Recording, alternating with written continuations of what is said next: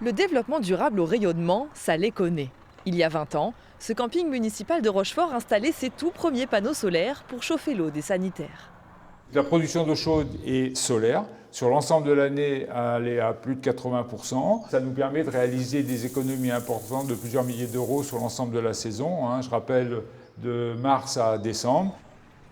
L'établissement joue à fond la carte de l'écologie et continue d'investir dans des technologies vertes et responsables.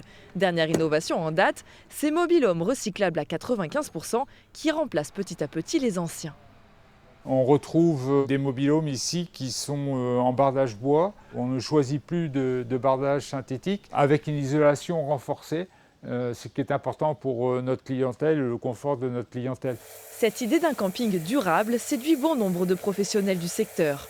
Sur le salon Atlantica, les gestionnaires d'hôtels de plein air se renseignent et demandent conseil pour s'inscrire dans une démarche de transition écologique.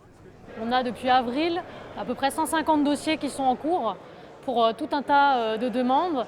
Après, ce qui revient le plus souvent, ça reste l'énergie. Forcément, les économies d'énergie sur l'eau, le chauffage, la climatisation.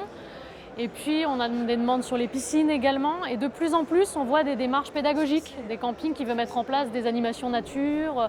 Et parfois, les solutions résident dans des actions simples et ancestrales, comme préférer l'éco-pâturage pour tondre les pelouses des campings. On établit ses besoins pour entretenir et puis s'il accepte aussi mes conditions, parce que des animaux, ce sont des êtres vivants. On a signé une charte pour le bien-être animal, c'est-à-dire qu'il faut que tout le monde rentre dans les conditions, qu'il ait ce qu'il faut pour se déplacer, pour se nourrir, pour se mettre à l'abri. On ne loue pas un animal comme on loue une tondeuse. Mettre l'accent sur le développement durable, c'est un des objectifs cette année sur le salon, dont les portes sont ouvertes jusqu'à jeudi prochain.